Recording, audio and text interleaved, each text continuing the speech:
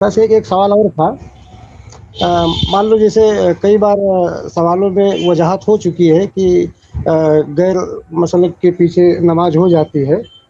तो इसमें से एक सवाल ये था कि तादील अरकान अगर जो ना पाई जाए तो इस शक्ल में भी नमाज हो जाएगी शेख? اب اس پر میرا سوال یہ ہے کہ مان لیجئے کوئی ایک اہل حدیث امام ہے، اس کے ہاں نماز کے ارکان میں کمی پائی جا رہی ہے، تو کیا ہماری نماز ہو جائے گی اس اہل حدیث کے پیچھے؟ جی بالکل نہیں۔ تو پھر اس میں غیر مسلک کی بات کیوں آ گئی؟ وہ تو کوئی بھی ایسا امام ہے، کتنا بڑا موحد امام ہو، اور اگر وہ نماز کا کوئی رکن چھوڑ رہا ہے تو ہم اس کے پیچھے نماز نہیں پڑھیں گے۔ تو اس میں تو اہل حدیث غیر اہل حدیث کا فرق کی تفریق ہی نہیں ہے، دونوں برابر ہیں اس میں۔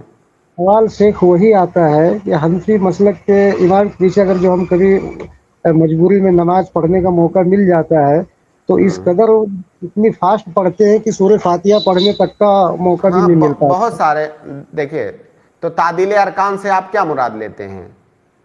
تعدیل ارکان کا یہ مطلب تھوڑی ہے کہ اگر فاسٹ کوئی پڑھ رہا ہے تو آپ اس پر حکم لگا دیں کہ اس کے ہاں طمانینہ جو کہ رکن ہے نماز میں، طمانینہ نہیں پائی گئی، ایسا تو ہے نہیں کہ آپ کیسے حکم لگائیں گے؟ مطلب وہ کتنا فاسٹ پڑھتا ہے کہ آپ کہتے ہو کہ یہ رکن چھوڑ دیا؟ اب جیسے دو سجدوں کے درمیان کی جو دعا ہے وہ بھی نہیں پڑھنے کا موقع مل پاتا ہے شیخ۔ دو سجدوں کے درمیان کون سی دعا ہے؟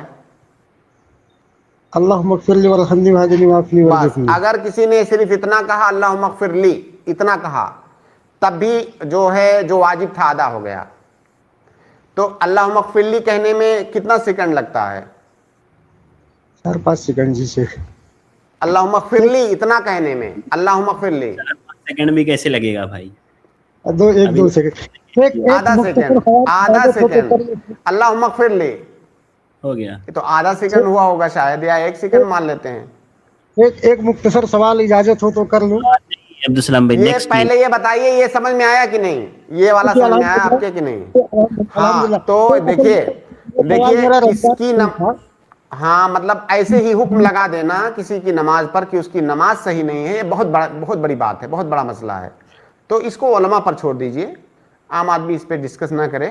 جیسے اب کوئی کسی نے سن لیا کہ طمانینہ نماز میں رکن ہے، وہ تیز پڑھتے ہیں تو اس کا مطلب ان کی نماز نہیں ہوئی، ایسا تھوڑی ہے کہ تیز پڑھنے سے نماز نہیں ہوئی۔ جی جو طمانینہ کا معیار ہے، اس کی جو مقدار ہے، اقل مقدار، اگر اتنا پایا گیا تو اس کا مطلب رکن پایا گیا۔